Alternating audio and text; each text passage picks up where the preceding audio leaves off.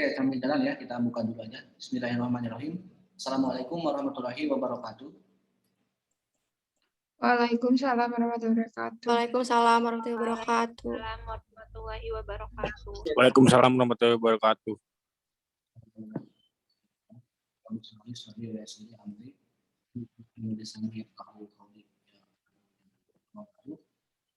Selamat siang ya teman-teman semua di kelas C D3 Keuangan dan Perbankan Fakultas Ekonomi Bisnis di Wani.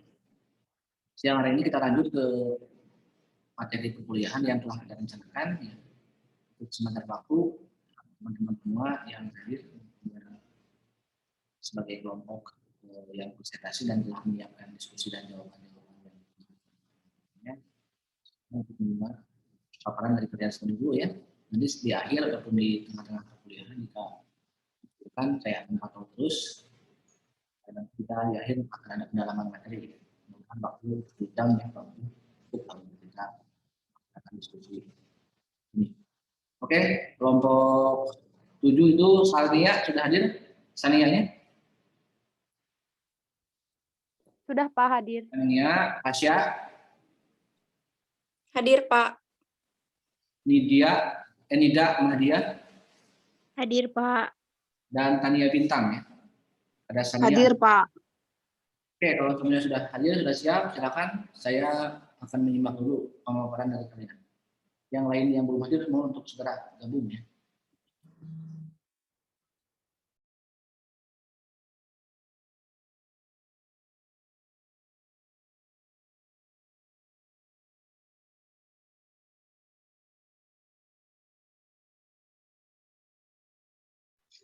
Baik, Assalamualaikum warahmatullahi wabarakatuh. Waalaikumsalam Waalaikumsalam warahmatullahi wabarakatuh. Pertama-tama perkenalkan dulu dari kelompok 7 dengan beranggotakan saya Tania, Sania, Nida, dan Tasya. Di sini saya akan membahas tentang hak asasi manusia.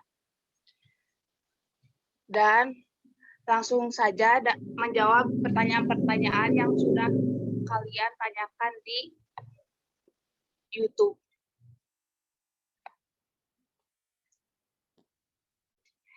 Yang pertama, ada pertanyaan dari Rida. Apakah kewajiban negara terhadap hak-hak ekonomi, sosial, dan budaya? Akan dijawab oleh Nida.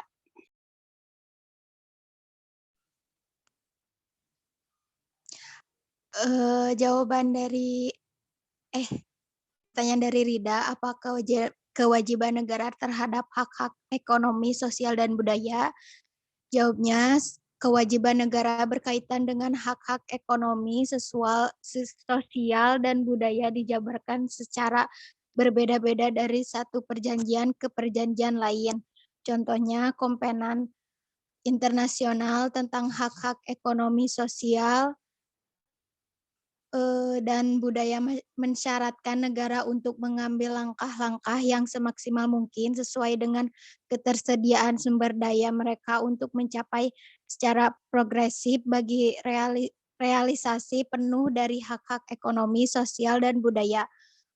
Kovenant juga mensyaratkan negara untuk menjamin pemenuhan hak-hak ekonomi, sosial, dan budaya tanpa diskriminasi dan memastikan hak yang setara bagi laki-laki dan perempuan untuk dapat menikmati hak-hak tersebut. Perjanjian atau konstitusi lain menyatakan kewajiban ini secara berbeda dan bahkan mencantumkan tindakan khusus yang harus negara lakukan seperti adopsi dari undang-undang atau meningkatkan hak-hak tersebut dalam kebijakan publik.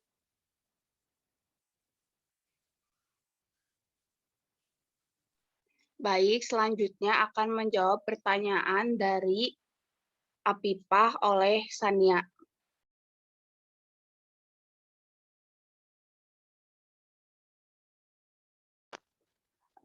Baik, di sini saya Maaf. ya. Tidak, sudah jelas. Sudah. Terima kasih. Dilanjutkan, Sania. Baik, di sini saya akan menjawab pertanyaan dari Afifah. Seperti pertanyaannya, saya akan bacakan terlebih dahulu. Bentar.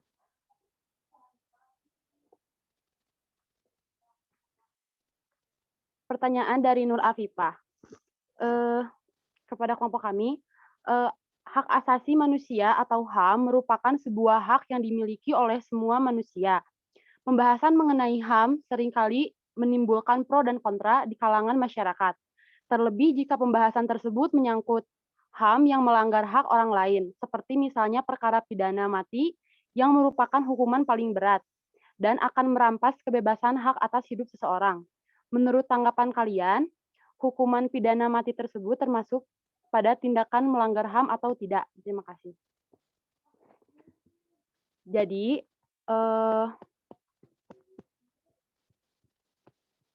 sebentar. Jadi dapat disimpulkan, hukuman mati itu telah mengundang polemik dari berbagai pihak. Para penguat HAM juga dari berbagai negara itu sangat menentang adanya hukuman mati. Nah, argumen mereka adalah karena menghilangkan nyawa seseorang dengan cara disengaja atau dianggap telah melanggar hak asasi seseorang. Sementara itu, beberapa negara memiliki argumen yang cukup berbeda. Mereka menganggap hukuman mati tidak melanggar HAM yang berlaku karena hukuman ini tidak hanya bertujuan untuk menghilangkan nyawa seseorang saja, tetapi juga untuk menjaga generasi bangsa selanjutnya dari daya rusak kejahatan luar biasa. Nah, pada kasus yang berbeda, seperti kasus dari Salim Kancil, ya kita memiliki satu contoh kasus gitu, salah satu contoh kasus dari Salim Kancil, misalnya dua orang pelaku utama pembunuhan Salim Kancil ini telah divonis bersalah dan diberi hukuman 20 tahun penjara. Nah, Salim Kancil adalah seseorang petani yang mengalami tindak kekerasan sehingga tewas karena memperjuangkan lahannya dari pertambangan ilegal. Nah, ia mengalami pelanggaran HAM yang luar biasa. Ia dipukuli dengan benda tajam, oleh batu dan sebagainya serta disetrum di hadapan anak-anaknya dan masyarakat setempat. Nah, sedangkan pelaku utama dari tindakan ini tidak mendapatkan hukuman mati, melainkan hanya hukuman 20 tahun penjara. Nah, pelaku secara jelas melakukan tindakan pelanggaran HAM yang luar biasa dengan membunuh dan menghilangkan nyawa orang lain. Tetapi hukuman mati yang ditetapkan di Indonesia itu, ya tetapi dia tidak menerima hukuman yang setimpal seperti korban itu. Nah, menurut kelompok kami, jadi dapat disimpulkan sebaiknya hukuman mati yang diterapkan di Indonesia itu perlu diatur kembali dalam sedemikian rupa sehingga pelaksanaan dan tujuannya itu jelas dan tidak merugikan pihak yang dilibatkan seperti contoh kasus yang di atas. Nah, penjatuhan hukuman juga perlu melihat besarnya kejahatan yang dilakukan sehingga tepat dan adil baik bagi pelaku maupun korban serta keluarga korban gitu.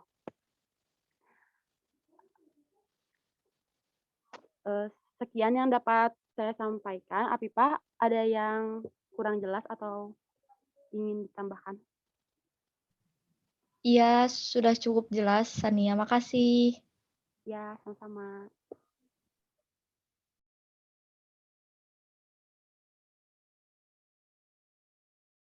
Selanjutnya akan menjawab pertanyaan dari Deris oleh Tasya.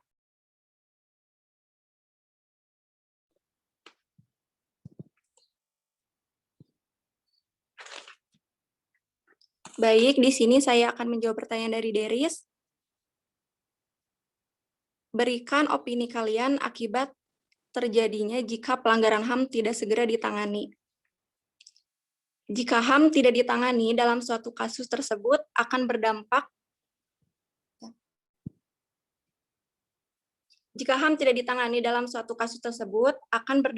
pada korban, seperti menimbulkan kesan traumatis, tidak terwujudnya suatu keadilan di negara, dan bebasnya perlakuan yang melanggar hukum. Mungkin segitu, Deris, cukup. Cukup, Tasya. Terima kasih.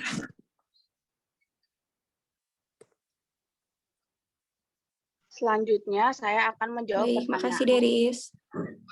dari Salma. Berapa lama perkara pelanggaran hak asasi manusia yang berat?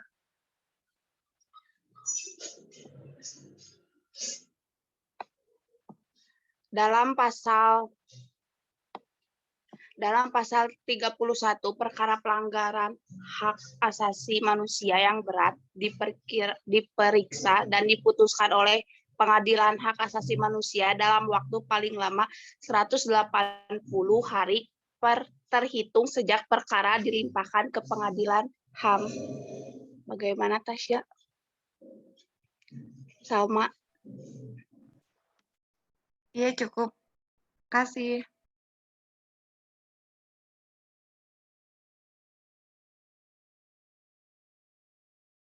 Selanjutnya pertanyaan Nur Endah dijawab oleh Tasya. Baik, pertanyaan di Nurenda terakhir. Berikan contoh beberapa penyebab terjadinya pelanggaran HAM. Ada dua ya, faktor internal dan eksternal. Yang pertama internal seperti sifat egois, rendahnya kesadaran HAM, sikap tidak toleran kepada sesama. Lalu ada faktor eksternalnya, penyalahgunaan kekuasaan, ketidaktegasan aparat penegak hukum, penyalahgunaan teknologi, dan kesenjangan sosial ekonomi yang tinggi. Segitu Nurendah, cukup. Baik, cukup Tasya. Terima kasih. Ya, terima kasih. Selanjutnya pertanyaan terakhir dari Ellen Fitriani. Apa yang dijadikan landasan hukum dan arah dalam pelaksanaan dan penegakan hak asasi manusia? Jawabannya, Pancasila dalam kehidupan berbangsa dan bernegara, karena Pancasila juga menjamin pelaksanaan keseimbangan antara hak asasi dan kewajiban. Dalam pasal 28G ayat 1, setiap orang berhak atas perlindungan diri pribadi, keluarga, kehormatan, martabat, dan harta benda yang di bawah kekuasaannya, serta berhak atas rasa aman dan perlindungan dari ancaman ketakutan untuk berbuat atau tidak berbuat sesuatu yang merupakan hak asasi manusia. Hubungan dengan Pancasila yaitu ada di sila kedua yang memiliki arti menempatkan hak setiap warga negara pada kedudukan yang sama dan hak-hak yang sama untuk mendapatkan perlindungan. Mungkin segitu, Ellen. Apakah puas?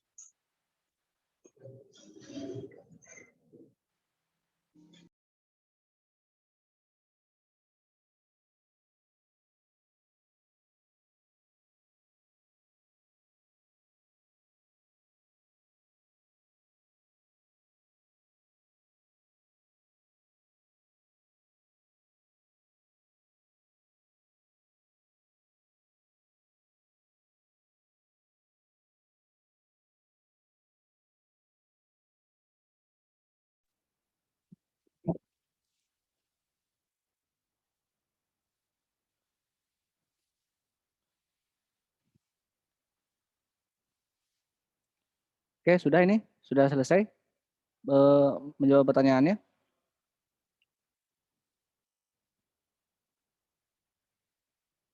Sudah, Pak. Sudah, Pak. Oke. Kalau sudah, sekarang giliran saya ya. Walaupun nanti ada yang mau ditanyakan ke saya langsung, silakan. Tapi saya juga akan bertanya kepada teman-teman yang hadir di sini ya. Ini kan berkaitan dengan masalah HAM ya, hak asasi manusia yang secara materi ini digabung dengan hukum dan HAM ya. Jadi ini masih dalam kelanjutan dari materi tentang penegakan hukum yang berkeadilan. Oke, mengenai HAM yang tadi Anda sudah diskusikan, mudah-mudahan temannya sudah mengikuti apa yang didiskusikan ya. Dan yang tidak hadir mohon untuk segera konfirmasi ya. Anda bikin ini aja Pak di GCR ya untuk membuat link. Kenapa tidak hadir di Zoom? Oke, mengenai HAM ya. Hak yang paling dasar dari manusia. Tapi juga ini di sini dalam beberapa pertanyaan mengenai bagaimana nih pelanggaran HAM, bagaimana penegakannya, bagaimana hukumnya, bagaimana hukuman mati dan sebagainya kan. Bagaimana kewajiban negara dalam memenuhi hak-hak manusia. Oke, saya mau minta pandangan Anda. Sebutkan satu aja, baik yang pernah Anda rasakan maupun yang Anda lihat ya. Sebutkan satu perbuatan yang melanggar HAM. Putri Dwi Lestari.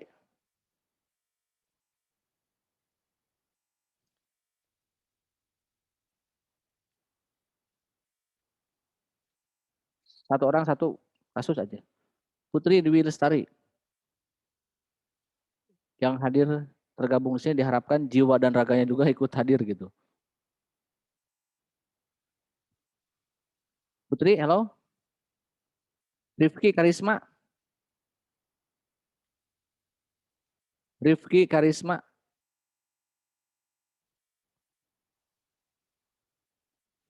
Muhammad Jidan.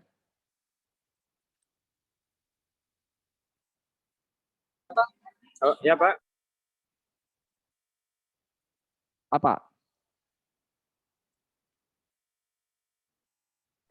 Pencemaran nama baik contohnya Pak. Oke, pencemaran nama baik. Pokoknya yang Anda ketahui aja ya, silakan. Yang penting ngomong aja semuanya. Cindy Maulani. Kasus G30 SPKI, Pak. G30 SPKI. Dinda Sani.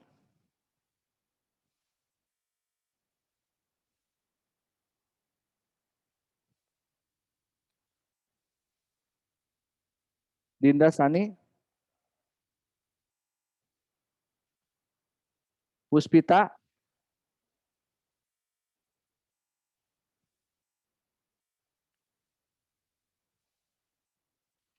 Salma. Ramalia. Widi Rahayu. Melarang untuk berpendapat. Melarang untuk berpendapat. Ada apa? Sebutkan aja. Rafa. Afifah.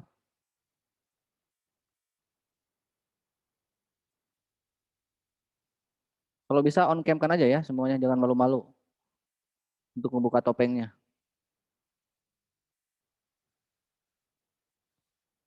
Sri Ayu Ningsih.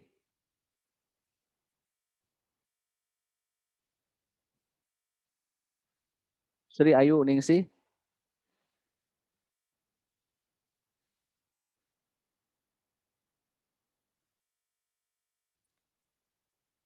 Karina Permatasari. Neng Tias. Oh, Karina nih sudah mulai angkat tutup.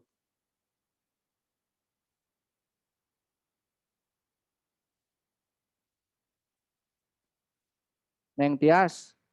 Desi Yulia.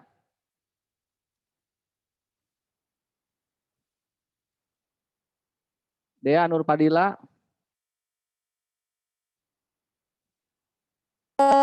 Bom Bali, Pak. Bom Bali. Ya, Pak. Eva Suci. Evi Suci, Pak. Oh, Evi Suci ya. Kalau Eva di Suca mungkin ya. Itu, Pak, kejahatan genosida. Kejahatan? Genosida. Genosida. Yang pembantaian secara massal. Pembantaian secara massal. Oke, Widi Rahayu. Muhammad Jidan. Widi dulu. Widi udah. Muhammad Jidan.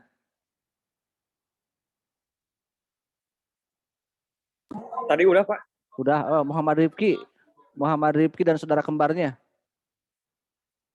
Kamu kembar ya Rifki? Ini yang mana Rifkinya? Abi Pak. Bintangnya low. Kurang jelas. HP bintang itu bisa baterai, nanti kalau dia ngikut ke Rifki. Bisa no? Penculikan apa?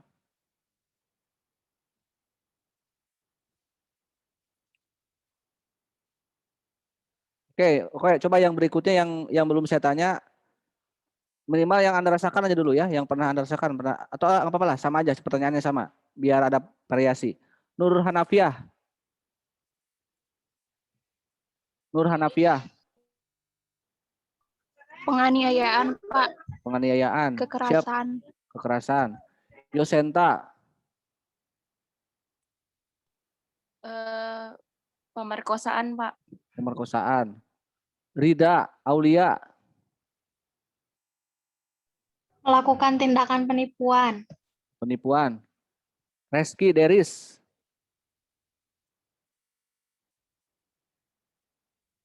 Reski Deris.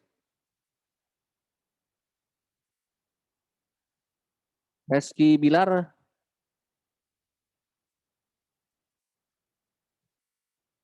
Aruna. Abi. Rasis, Pak. Ya? Apa? Rasis. Rasis. Ya. Nur Endah. Mat Saptayati. Pengancaman, Pak. Penganiayaan. Alia Khairani.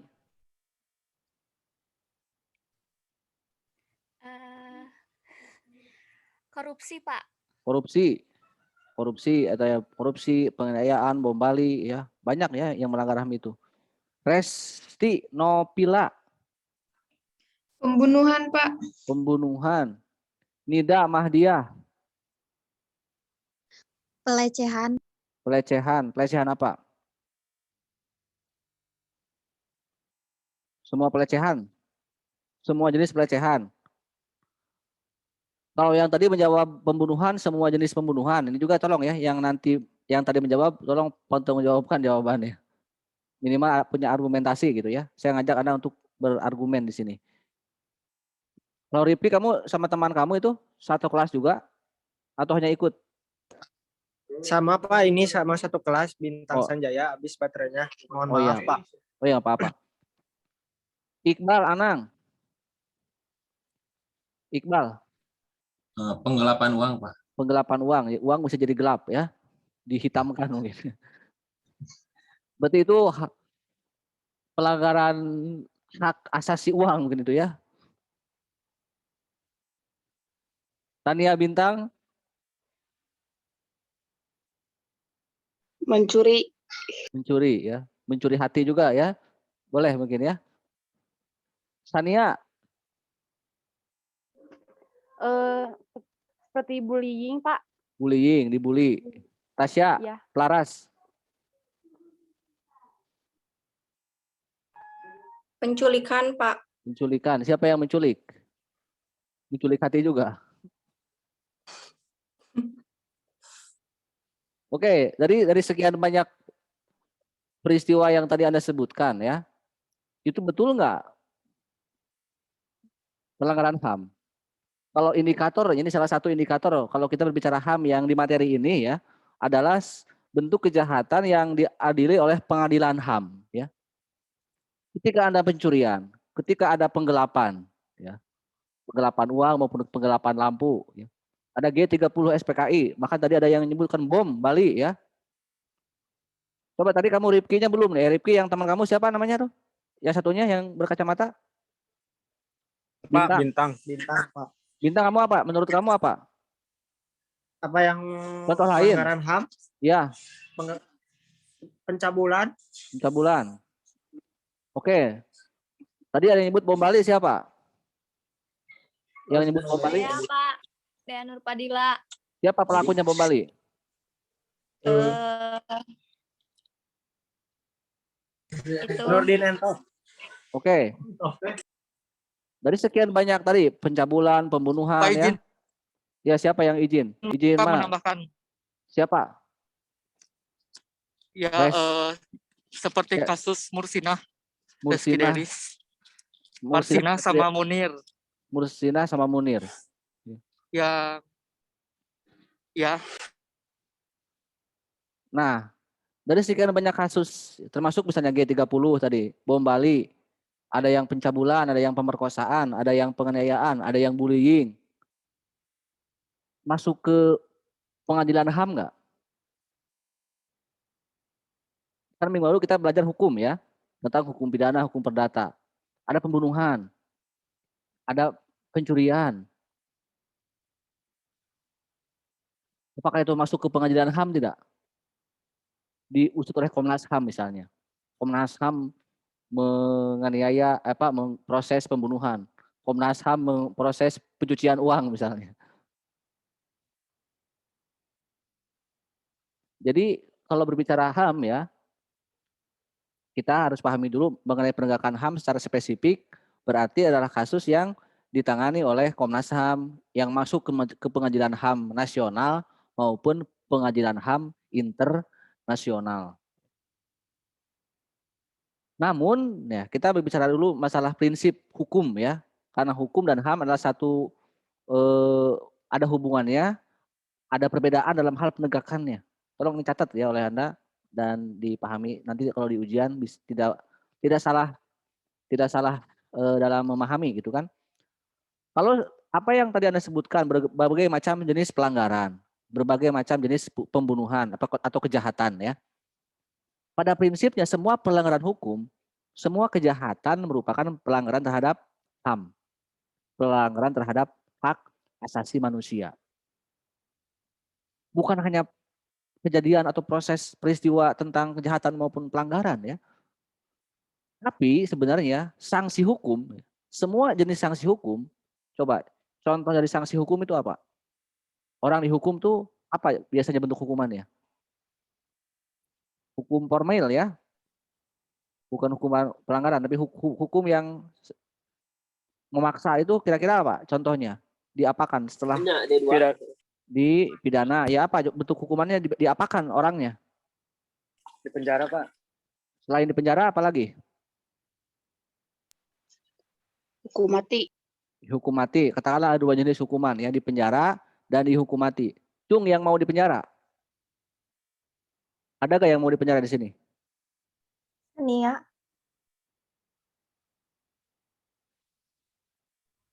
Cung yang mau dihukum mati ya. Minimal dimatikan rasanya, rasa cintanya. Boleh, Pak, boleh.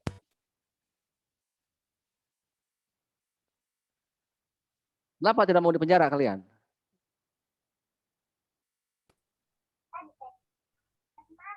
Dan kenapa tidak mau mati? Takut mati atau tidak mau dihukum mati lah? Kenapa coba?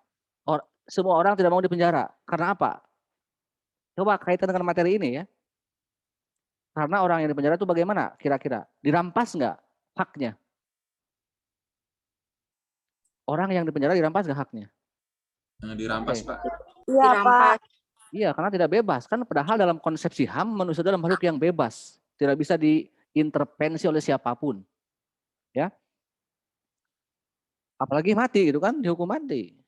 Namun kenapa ada hukuman mati? Kenapa ada hukuman? Nah, dalam hal prinsip hukuman ya, sanksi hukum itu, walaupun semua sanksi hukum juga pasti melanggar HAM ya. Yang tadi prinsip pertama, semua kejahatan, semua tindakan pelanggaran adalah bagian dari pelanggaran terhadap HAM. Melanggar HAM ya. Termasuk juga sanksinya. Sanksi berupa penjara maupun hukuman mati adalah pelanggaran terhadap HAM juga. Atau melanggar HAM lah katakanlah. Tidak sesuai dengan HAM atau bahasa halusnya. Namun dalam hal pelanggaran HAM, untuk sanksi hukum ya, kan semuanya ada sanksi hukuman ya. HAM itu dikesampingkan terlebih dahulu. Dia tidak melihat ya. Kalau misalnya orang bersalah lalu harusnya mendapatkan hukuman karena atas dasar hak. Ada pejuang HAM misalnya. Rifki dan temannya mau jadi pejuang HAM. Sania menjadi pejuang HAM. Sehingga membebaskan semua penjara misalnya. Semua tahanan, semua terpidana dibebaskan. Karena semuanya melanggar HAM. Ya iya, itu repot dong negara kalau tidak ada sanksi hukum. Terutama tadi yang kontroversi hukuman mati ya. Apapun alasannya di kita kan ada dua jenis kejahatan ya. Yaitu kejahatan narapidana korupsi dan terorisme dan narkoba yang dihukum mati di Indonesia. Untuk koruptor, untuk hukum-hukum yang lain itu belum dikenakan sanksi hukuman mati ya. Jadi HAM itu bisa umum ya, semua jenis hukum adalah pelanggaran HAM, tapi untuk kejahatan HAM secara spesifik ada pengadilan khusus untuk HAM ya. Jadi tadi bom Bali itu bukan kejahatan HAM ya, secara perkaranya, bukan perkara HAM. Itu tindakan pidana teroris. Ya. Makanya si Nurdin Etop dan kawan-kawannya ada yang dihukum mati. Orang yang narkoba juga adalah pengedar narkoba adalah orang yang dianggap melanggar HAM karena membunuh perlahan para penikmat narkoba gitu. Tetapi kan tidak semuanya juga tidak dijadikan sebagai tersangka dalam kasus HAM.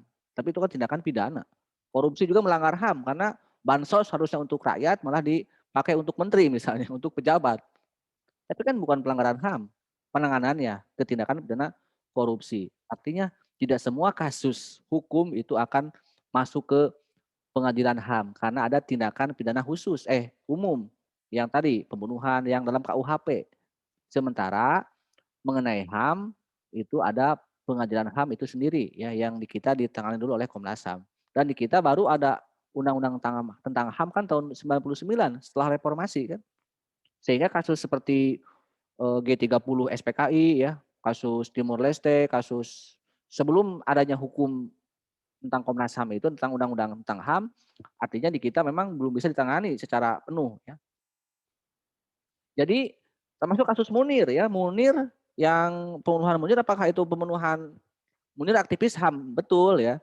Tapi untuk kasusnya sendiri itu belum dikategorikan pelanggaran HAM khusus karena yang menangani Munir bukan Komnas HAM ya, bukan semata-mata Komnas HAM, tapi itu kan tersangkanya dulu terpidananya si orang pilot itu kan terpidana kasus pembunuhan biasa ya, pembunuhan berencana ya. Jadi ketindakan pidana biasa, bukan kejahatan HAM ya. Nah, sekarang apa sih yang membedakannya? Sebuah kasus yang akan ditangani oleh pengadilan HAM itu kasus yang bagaimana? Coba, nih, apa sih perbedaannya? Mungkin nanti saya ada soal ujian nih. Antara kasus HAM dengan tindakan kejahatan pidana umum. Apa perbedaannya?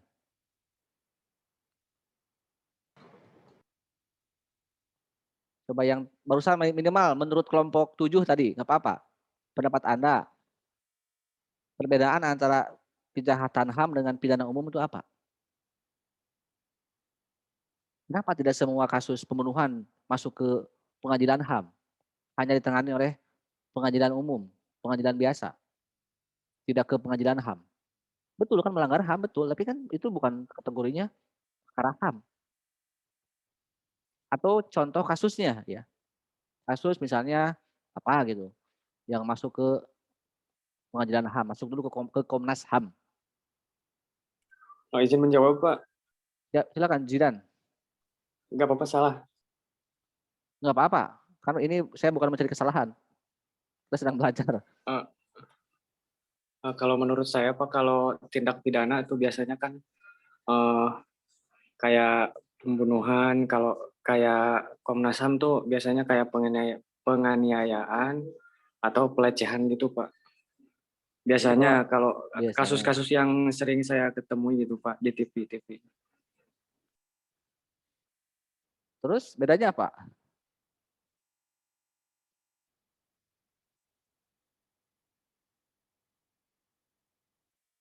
Ya udah apa-apa. Biasanya Pak golongannya Pak, golongan ininya.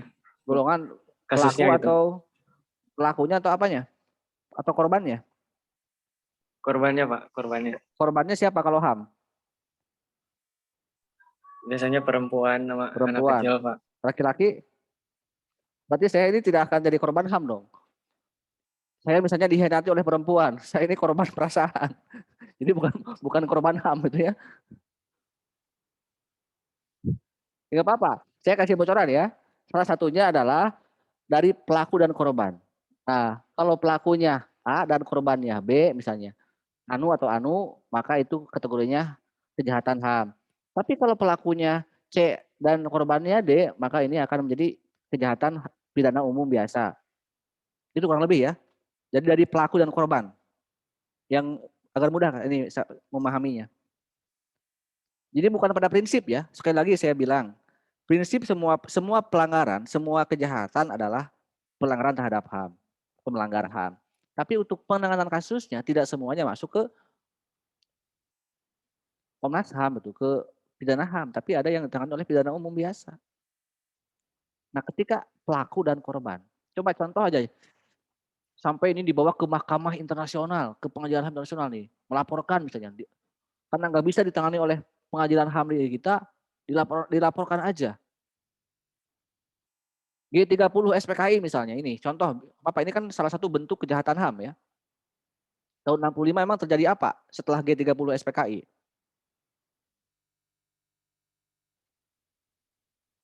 Tadi siapa yang menjawab G30?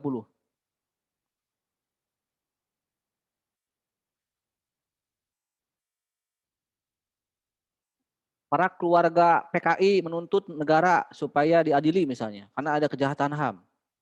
Karena dulu banyak korban oleh aparat, nih, saya kasih bocoran ya. Warga yang terduga ex PKI ditangkap dan dihukum tanpa diadili. Bahkan ada yang disiksa, dibunuh. Massal ya, secara massal dibuang ke Bali misalnya, ke pantai kemana gitu. Ini kan kalau Anda pernah melihat film Si Hoki ya, yang dibintangi oleh kakak saya Nicholas Saputra, itu ada salah satu orang digiring gitu ya ke tempat untuk dieksekusi mati. Coba apa sih ini yang kira-kiranya yang saya tadi bilang genosida misalnya. Siapa yang bisa melakukan genosida? Apakah emak-emak rempong? Apakah mahasiswa misalnya? Mahasiswa perbankan melakukan genosida ke mahasiswi misalnya. Kira-kira kalau ada kasus genosida itu ke siapa? Dan siapa ya pelakunya? Dan siapa korbannya?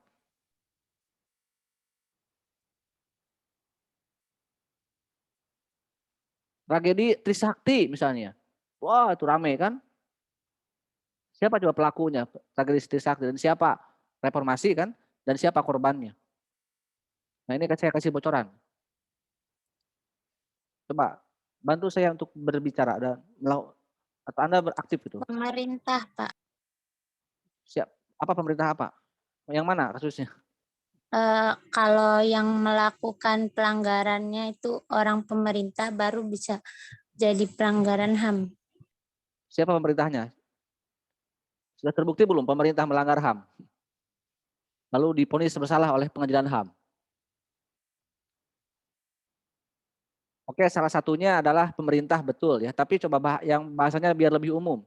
Salah duanya apa coba? Betul ya, saya tidak salah. Salah satunya adalah pemerintah. Tapi kan ada bahasa lain nih mungkin kalau dalam bahasa hukum ya. Menyebutnya jangan pemerintah mulu gitu. Apa coba kayak Oknum, kira-kira? Pak, oknum. Oknumnya ya, oknum itu kan bisa perorangan, bisa banyak. Kalau pemerintah kan banyak. Tapi ini yang banyak, tapi bahasanya jangan menggunakan bahasa pemerintah.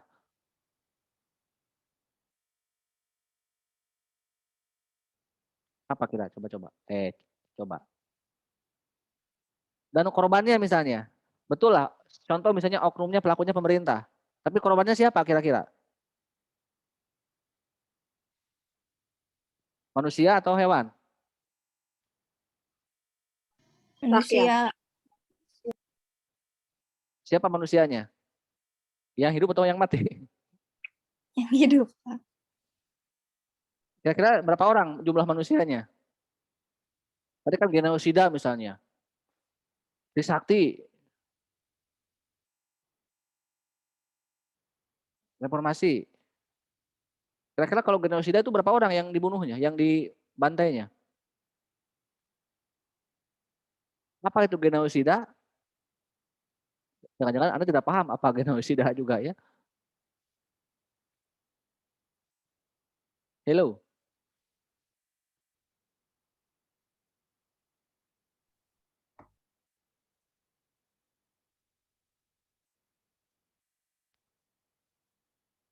Kira-kira coba. Tadi salah satu contohnya adalah pelakunya adalah pemerintah. Dan korbannya? Korban genosida biasanya berapa orang?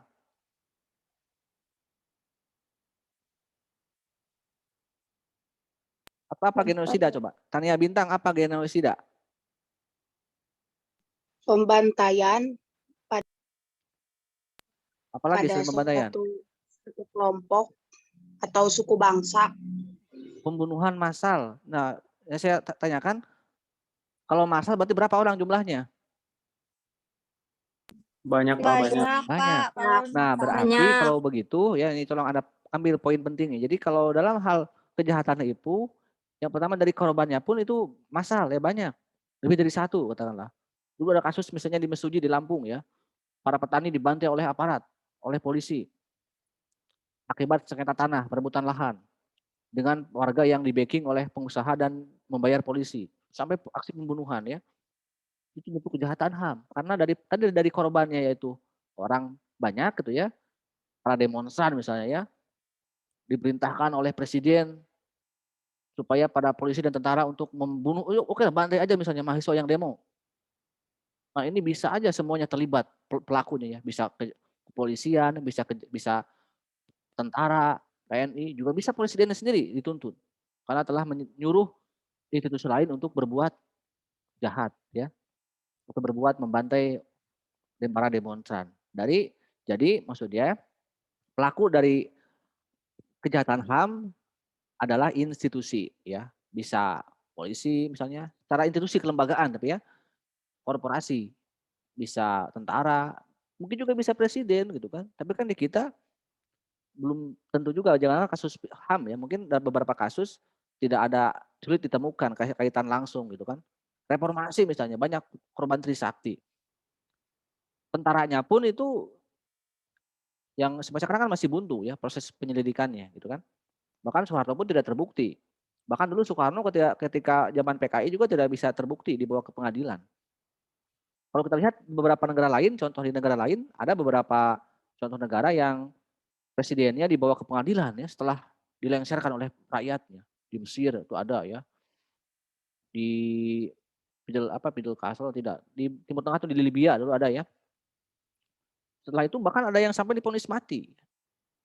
Pemimpin Thailand, Myanmar, ya, Kamboja juga pernah gitu kan. Jadi ketika ada kejahatan dilakukan oleh presiden, mantan presiden bisa dihukum mati. Di kita kan sampai sekarang belum ada presiden yang dinyatakan bersalah oleh pengadilan. Coba siapa? Soekarno tidak pernah, Soeharto tidak pernah. Yang sekarang pun nggak tahu juga kan, belum tentu juga kan. Karena kan di kita ya, hubungan antara penegakan hukum dan HAM itu kadang-kadang ya politik lebih berkuasa dibandingkan dengan penegakan hukum yang berkeadilan itu sendiri. Ya. Di negara lain mungkin salah satunya karena ketika ada pengadilan gitu ya, selain mungkin campur tangan politik juga tidak melihat dia itu mantan presiden, tidak melihat dia itu mantan terindah juga gitu ya. Yang penting ketika bersalah masuk ke meja pengadilan tidak lagi dilihat mereka itu mantan apanya gitu, tapi ya udah rakyat yang bersalah aja gitu. Sehingga banyak mantan presiden yang bisa dihukum mati maka dihukum yang lainnya. Nah, di kita kait dengan itu kan belum sampai ke sana ya. Ya kita tidak berharap ada presiden yang salah, tapi kan fakta banyak yang diduga bersalah saja. Ada yang bilang bahwa tipe budaya, ini juga mungkin harus paham ya. Kenapa hukuman mati di kita berlaku, sementara di negara barat tidak berlaku? Kenapa kok beda HAM dengan HAM di barat? Kenapa nggak ada yang dihukum mati presidennya atau dihukum oleh pengadilan? Karena ini juga budaya ya. Katanya budaya bangsa kita mudah memaafkan dan mudah melupakan ya. Dulu orang pas Orde Lama ke Orde Baru semua orang ya mahasiswa itu membenci Soekarno ya, diktator, dukung PKI dan sebagainya. Wah, ingin marah supaya cepat-cepat diadili misalnya. Itu kan hanyalah macam ungkapan-ungkapan kekecewaan sesaat ya. Sama ketika Anda marah misalnya ke pasangan Anda, ke saya misalnya juga yang dosen yang menyebalkan gitu kan, lama banget kuliah dan sebagainya. Tapi mungkin kan akhirnya hanya meluapkan sesaat aja. Setelah itu Anda kangen lagi sama saya, rindu sama saya misalnya kan seperti itu. Sama ketika kita marah kepada Soeharto ya tahun 98. Akhirnya setelah lama ngelihat sosok Soeharto, lama ngelihat Soekarno, oh rindu lagi kepemimpinan Soekarno gitu kan dan sebagainya. Itu salah satu faktor budaya juga mungkin yang tak bisa kita hindarkan ya. Tidak sampai sekali lagi di kita yang namanya institusi apalagi presiden bisa dimasuk ke meja pengadilan ya. Kalaupun banyak kejahatan yang terjadi di sekitar presiden, di sekitar istana oleh para oknum-oknum istana yang mungkin bisa kalau dituntasnya di kasusnya, mungkin nggak itu ada atas suruhan presiden misalnya. Misalnya ketika G30 SPKI, masuklah pengadilan HAM internasional ya. Ternyata misalnya nih ya, ketika Cakrabirawa membantai 7 jenderal itu adalah atas perintah Soekarno, ditemukanlah bukti yang kuat, yang akurat misalnya, Presiden Soekarno. Ya mungkin bisa divonis bersalah. Atau pembantaian ex-PKI misalnya oleh rejim Soeharto dipimpin oleh jenderal mertuanya Pak SBY ya, Sarwo Edi adalah atas perintah Soeharto. Ya mungkin aja gitu kan, tapi kan tidak sampai ke sana. Udah kita rekonsiliasi aja gitu kan. Jadi masalah G30 SPKI ya sampai sekarang ya walaupun banyak para yang merasa sebagai korban terutama keluarga PKI menuntut supaya diusut oleh Pak Jokowi juga kan tidak bisa ya. Karena cukup dengan rekonsiliasi ya, saling memaafkan saja, itu kan orang tua kita. Cucu anaknya berdamailah. Sehingga kita lihat ya beberapa peristiwa ada anak Untung, anak Aidit dan anaknya para jenderal korban itu juga sudah memiliki hubungan yang baik ya secara sebagai manusia, kan membuat sebuah organisasi yang sama gitu kan. Tapi itu ya yang saya maksud antara kejahatan HAM lagi ke prinsip yang tadi dengan kejahatan yang biasa adalah dari pelaku dan dari korban ya. Dimana kalau HAM itu kategorinya ketika ada institusi dan korbannya banyak. Yang kemarin misalnya nyaris sebenarnya kalau kita lihat kasus Habib Rizik ya, peristiwa kilometer 60, maaf.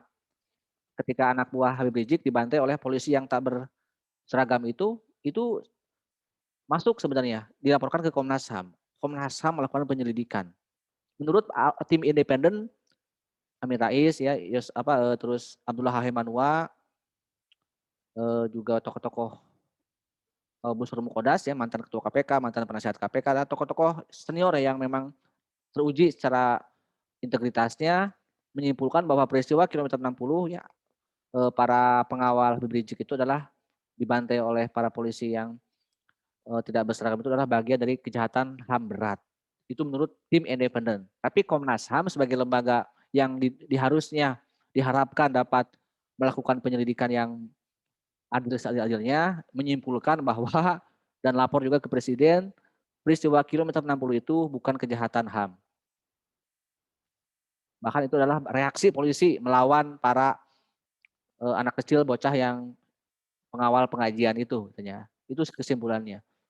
Padahal kalau itu memang terbukti misalnya ada peran polisi secara institusi untuk mengintai Habib Rizik dan para santrinya, kemudian ada aksi itu direncanakan, itu bisa salah contoh kasus pelanggaran HAM ya. Tapi kan di kita kasus-kasus belum ada mungkin di kita yang secara terbuka ada kasus dilaporkan ke Komnas HAM kemudian masuk dan divonis sebagai kejahatan HAM ya.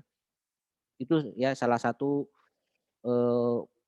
poin penting yang memang jangankan berbicara masalah HAM ya, berbicara hukum yang biasa aja waktu minggu lalu kan masih banyak ketidakadilan yang muncul di negara kita hari ini.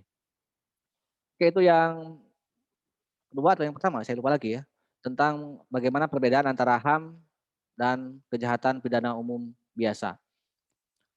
Nah, mengenai isu-isu HAM gitu ya, kita berbicara hal lain lagi terkait dengan filosofi HAM yang memang ini adalah isu universal ya. Perjuangan mengatasnamakan hak asasi manusia.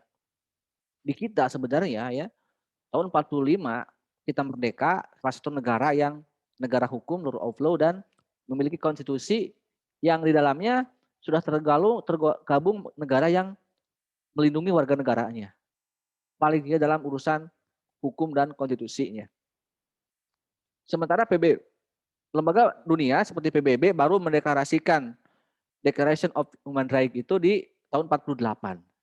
Misalnya di kita ya tahun 45 memiliki Pancasila. Ada berapa sila Pancasila itu? Ada berapa sila Pancasila? Sania? 5. Coba yang bisa jawab. Yang merasa opkem, yang bisa jawab nih, yang opkem dulu ya. Sebutkan sila mana dari Pancasila yang berbicara mengenai HAM? Kedua, Pak. Apa bunyinya? Kemanusiaan yang adil dan beradab. Ya, itu Pancasila sila kedua yang dirumuskan disahkan tahun 45 ya, tentang pengakuan terhadap hak asasi manusia. Tapi ini Pancasila loh ya. Dari 5 sila itu kan punya inti-intinya. Sila pertama intinya apa? Coba. Dea, sila pertama intinya tentang apa? Dea Nurpadila. Ketuhanan yang Maha Esa, Pak. Tentang ketuhanan, tentang Tuhan. Oke, terima kasih. Resti. Sila kedua tentang apa intinya? Tuhan. Sila kedua tentang Aruna. Kemanusiaan yang adil dan beradab, Pak. Jadi tentang Tuhan, tentang manusia, tentang satu, tentang musyawarah, rakyat, tentang keadilan. Itu Pancasila. Tapi kan tidak berdiri sendiri ya.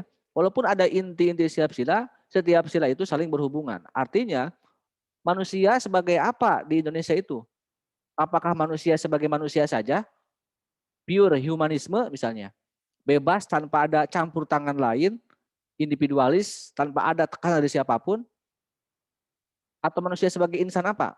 Kalau Anda memahami, coba masih ingat materi saya di Pancasila ya. Kalau berbicara Pancasila itu manusia sebagai apa? Sebagai makhluk siapa? Sebagai apakah hanya sebagai makhluk manusia saja? Atau sebagai insan apa?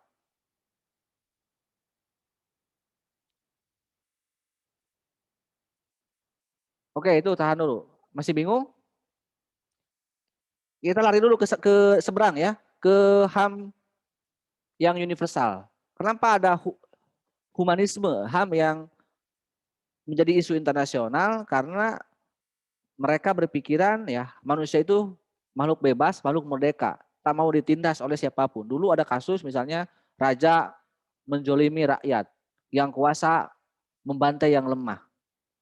Lu raja, gue rakyat. Betul memang ada kasta, tapi kan lu manusia, gue juga manusia. Kenapa manusia membantai manusia? Berarti masalah muncullah kesetaraan sebagai manusia. Ya, demokrasi itu kan kesetaraan ya rakyat.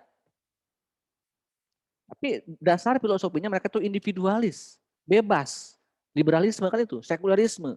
Bebas, manusia itu tak ada ikatan apapun dengan siapapun. Makhluk yang manusia aja gitu. Misalnya di orang barat ada saling menolong misalnya. Membantu sesama manusia.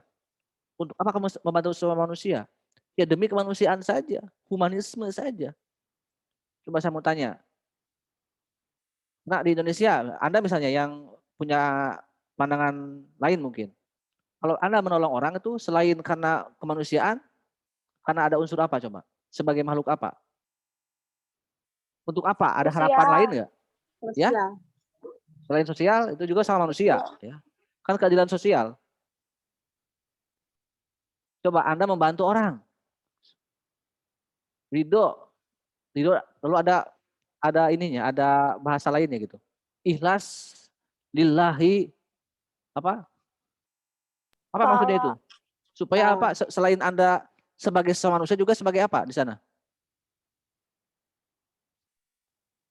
Insan politik, Pak. Jangan jauh dari politik mah ya. Itu kan manusia juga politik mah. Sebagai Sila tokoh, pertama Pak. apa? Ya? Sebagai tokoh. Sila pertama apa? Ketuhanan yang Maha Esa. Ya sebagai apa coba? Manusia benar-benar bebas gak? Atau ada batasannya? Sebagai makhluk Bebas Tuhan. untuk Makhluk kepercayaan Tuhan. masing-masing Iya memilih manusia agama. bebas, tapi bebasnya bebas karena memang manusia bebas aja. Atau ada urusan lain dari manusia, selain dengan manusia? Beragama. Iya sebutkan aja, jangan ragu-ragu. Iya, supaya dipahala. Tahu dipahala dalam bahasa Sunda? Supaya mendapatkan pahala katanya ya. Itu tidak salah ya. Mungkin kalau kita beragama ya mungkin selain karena humanisme kita bentuk ibadah kepada Allah gitu kan. Supaya berbuat baik itu akan mendapatkan pahala, akan menjamin surga misalnya. Ya itu bagi masyarakat religius ya seperti itu. Tapi bagi mereka, bagi dunia barat tidak seperti itu. Bebas aja gitu kan. Sehingga Tuhan pun dikecualikan, dikesampingkan. Jangan bawa-bawa Tuhan lah. Ini kita manusia saja di sini gitu. Sehingga kalau Anda lihat perjuangan HAM di Barat memang manusia dari sisi kemanusiaannya saja. Semua bentuk perjuangan HAM mereka lakukan selama itu sesuai dengan kemanusiaan. Sekalipun ada Tuhan melarang, siapa Tuhan? Nggak ada. Urusan kamu lah Tuhan mah, bukan urusan kita katanya. Sementara di kita kemanusiaan, manusia itu harus dilindungi oleh hukum negara. Buatlah aturan ya dalam negara itu. Berbagai macam undang-undang, peraturan pemerintah, peraturan daerah, peraturan presiden, menteri dan sebagainya. Buatan manusia, silakan negara itu berbuat di Indonesia, silakan. Selama jangan sampai melanggar hukum apa? Sila pertama. Jangan sampai membuat hukum yang bertentangan dengan nilai-nilai ketuhanan. Sehingga hukum adat, hukum agama adalah bagian dari sumber hukum yang tak tertulis. Bahkan di kita hukum agama juga sudah menjadi kompilasi hukum Islam ya kalau agama Islam. Jadi kan sebagai hukum positif di Indonesia. Beda dengan di Barat itu kan dengan dunia dengan ada perjuangan demi hak asasi manusia ya. Maaf nih legalisasi perkawinan sesama jenis LGBT. Kenapa kamu bercerai dengan istri kamu? Saya bertanya, ada peristiwa persidangan ya. Karena istri saya boros ya. Selingkuh. Sebagainya. Ya udah, hakim memutuskan bolehlah untuk cerai misalnya, dan sebagainya gitu kan. Ada juga yang mengatakan, kenapa kamu cerai dengan istri? Nah, perbedaan. Perbedaan apa? Perbedaan jenis kelamin. Enggak. Berbeda. Gara-gara beda jenis kelamin ya. Berarti orang tersebut suka sama yang sesama jenis ya. Jadi kita kan tidak bisa ya. Makanya saya bilang minggu lalu, apa saat utama bernikah? Kan kalau ada tanya misalnya, karena saya dan dia itu punya banyak persamaan Pak. Satu visi, satu misi, satu tujuan gitu kan. Itu salah menurut saya. Satu saat utama untuk menikah adalah perbedaan, yaitu perbedaan jenis kelamin gitu kan. Nah di kita kan itu. Sementara coba lihat di Barat ya, perjuangan LGBT. Sampai-sampai negara ikut campur dalam melegalkan perkawinan sejenis. Amerika Serikat, orang-orang pejuang HAM merasa kemenangan atas HAM. Di Belanda itu boleh ya, antara Ujang dan Agus itu menikah. Ya. Di Australia, di Prancis, ya, karena mereka liberalisme, ya, bebas. Karena mereka sudah melepaskan dari hukum Tuhan, karena humanisme murni. Di kita, kalau ada orang seperti itu, bagaimana nih? Kan itu hak Pak, itu hak asasi yang paling hakiki. Cinta itu tak bisa dipaksakan. Asep cinta sama Agus itu adalah naluri Pak. Gitu. Iin sama Eis itu bisa menikah itu dan rumah tangga itu adalah bagian dari HAM. Gitu. Setuju nggak Anda? Negara misalnya melegalkan pernikahan antara Tidak. Aep dan Asep. Tidak Pak. Nah itulah yang saya maksud ya. Jadi ada perbedaan antara HAM yang berdasarkan pada Pancasila dengan hamburger ya. Ya kalau mereka mungkin HAM-nya hamburger ya gitu ya. Kalau di kita adalah ingat apapun bentuk perjuangan sebagai manusia, Indonesia adalah negara yang berketuhanan ya. Jadi jangan sampai sila kedua itu tidak dijumpai oleh sila pertama. Oke itulah teman-teman semua ya kurang lebih mengenai poin-poin penting, pendalaman-pendalaman penting tentang konsep-konsep HAM dan bagaimana penegakan HAM. Coba apa yang saya sampaikan mudah-mudahan bisa dimengerti, mudah Anda gali lagi ya. Khawatir nanti kita di ujian bertemu dengan materi dan apa yang saya barusan jelaskan. Sampai jumpa lagi minggu depan. Assalamualaikum warahmatullahi wabarakatuh. Waalaikumsalam. Waalaikumsalam warahmatullahi wabarakatuh. Salam. Oke, saya tutup ya. Ya, turun. Ya. Bersama.